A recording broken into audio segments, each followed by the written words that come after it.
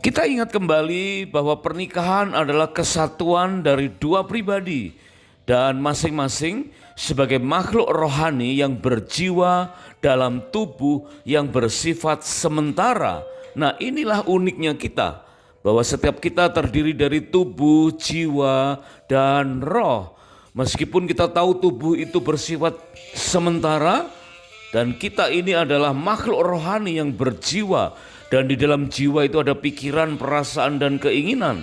Sebab itu dalam Ulangan pasal yang ke-24 ayat yang kelima, firman Tuhan mengamanatkan agar setiap mempelai di tahun-tahun yang pertama bebas tugas, tidak boleh berperang, tidak boleh disibukkan oleh aktivitas rumah tangga yang lain, tetapi khusus berduaan dan saling menyenangkan, saling menyukakan hati. Mengapa?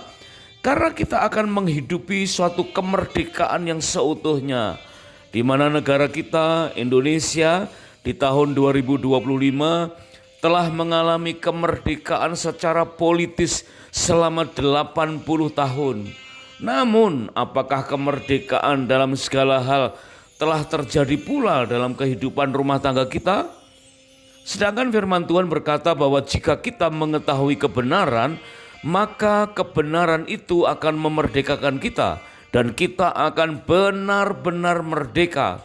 Sebab roh yang memberi hidup telah memerdekakan kita dalam Kristus dari hukum dosa dan hukum maut. Supaya kita sungguh-sungguh merdeka, Kristus telah memerdekakan kita. Nah, mari kita meneliti hukum yang sempurna, yaitu hukum yang memerdekakan dan bertekun di dalamnya. Itulah yang tertulis dalam Yohanes pasal yang ke-8 ayat yang ke-32 dan 36, Roma pasal yang ke-8 ayat yang kedua, Galatia 5 ayat 1 dan Yakobus 1 ayat 25 dan Yakobus pasal yang kedua ayat yang ke-12. Nah, kemerdekaan yang seutuhnya itu bukan hanya sekedar kemerdekaan secara politis, di mana Indonesia sudah 80 tahun.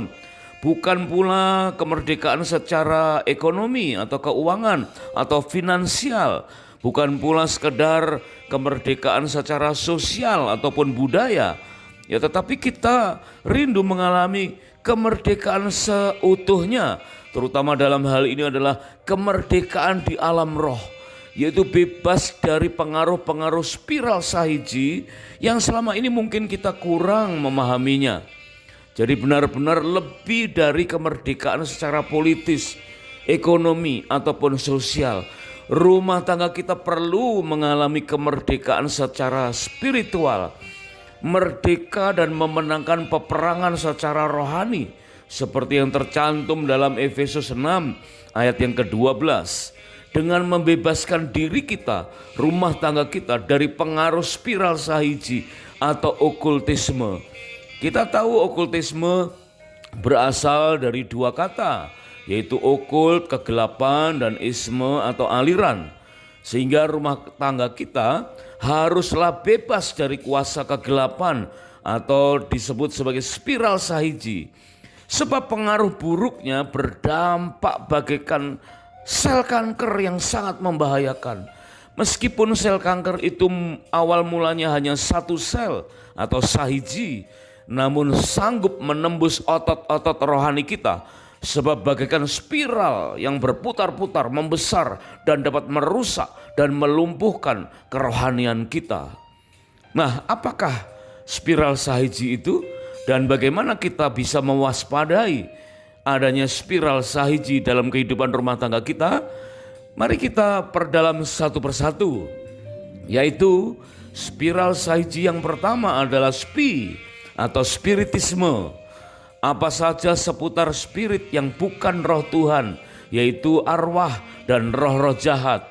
Misalnya saja mengundang arwah, atau bahkan berbicara atau bertanya atau berkompromi dengan arwah dari orang yang sudah mati, atau kita kenal sebagai sinkretisme. Kegiatan ini dianggap sebagai perzinahan secara rohani dan sebagai kenajisan di mata Tuhan. Dalam Imamat 19 ayat yang ke-31. Dosa semacam ini, sinkretisme atau spiritisme, pernah dilakukan oleh seorang raja besar, Raja Israel, Saul namanya. Dan Raja Saul pernah waktu stres, perlu nasihat, dia datang kepada seorang dukun wanita di Endor dan ingin mengundang arwah Nabi Samuel yang telah mati. Dan kita tahu bahwa itu adalah setan yang menyerupai Samuel.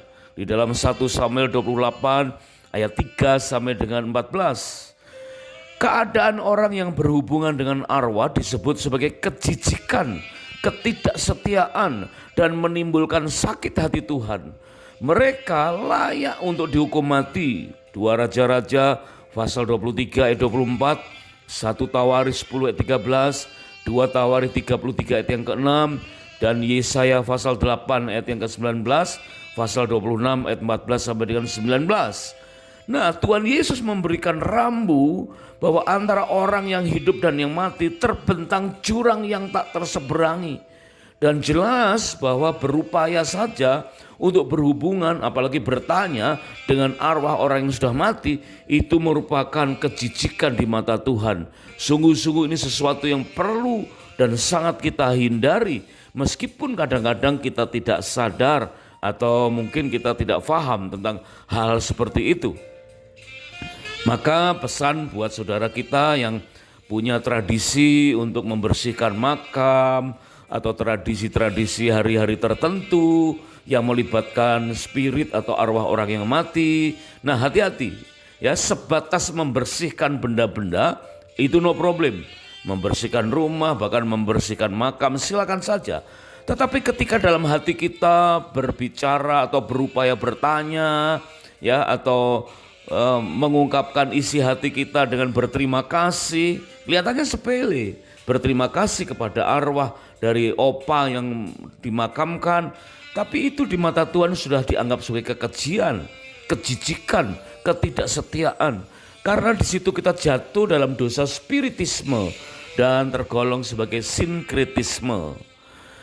Ya, kemudian spiral sahiji yang kedua adalah ral atau ilmu ramal, yaitu upaya-upaya untuk memprediksi atau ingin mengetahui masa depan dengan cara yang bukan berasal dari ketetapan atau janji firman Tuhan.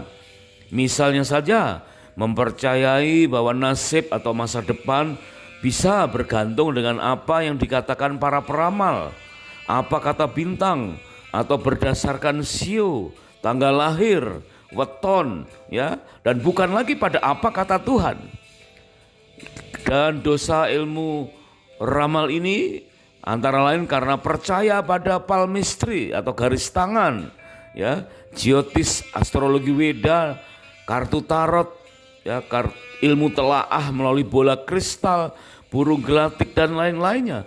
Dan kesemuanya itu dilarang oleh Tuhan, tercantum dalam Imamat pasal 19 ayat yang ke-26, Ulangan pasal 4 ayat 19 dan Ulangan 17 ayat 2 sampai ayat yang ke-7.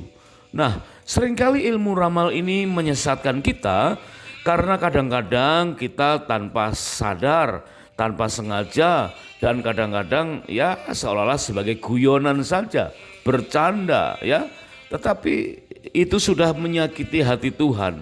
Ada beberapa tayangan-tayangan yang menunjukkan bahwa ketinggian atau panjangnya jari itu menentukan apakah seseorang itu tegas, apakah orang itu sombong, ataukah setia. Nah, coba perhatikan ya, bahwa orang tegas, sombong, setia itu kan tergantung dari buah roh, ya, pergumulan dengan Tuhan, bukan dari panjangnya jari. Ya, jari tangan kita tidak menentukan karakter kita. Karakter kita ditentukan bagaimana kita bergaul dengan Tuhan dan menghasilkan buah roh dalam diri kita. Atau juga ada yang memprediksi seolah-olah bentuk panjang jari kaki kita itu menunjukkan ada istilah-istilah tawaming, umumnya berpoligami, ya, lauliming, nasibnya harus kerja keras, siang fuming, itu bentuk jari kaki tertentu yang dikatakan hidupnya menikmati berkah. Atau Fukuiming, makmur dan punya jabatan. Wah, ini sangat-sangat menjerumuskan bahwa keadaan seseorang Ya, karakternya, berkatnya, jabatannya tidak bergantung dengan bentuk atau panjangnya jari kaki. Tetapi ada banyak orang yang mempercayainya dan itulah terjerumus kepada spiral Saiji yang kedua, yaitu ilmu ramal. Nah, pengertiannya adalah begini, meskipun ramalan itu bagus, kita pun harus tolak.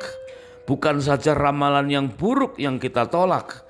Seringkali kita ketakutan dan sedih waktu kita mendengar ada ramalan yang buruk terhadap diri kita. Dan kita berupaya untuk mematahkannya dalam nama Tuhan Yesus. Yes, pasti Tuhan sanggup mematahkan ramalan-ramalan yang buruk. Tetapi seringkali kita terpikat dengan ramalan yang baik, ramalan yang bagus, ramalan yang menyenangkan, ramalan yang bikin kita happy.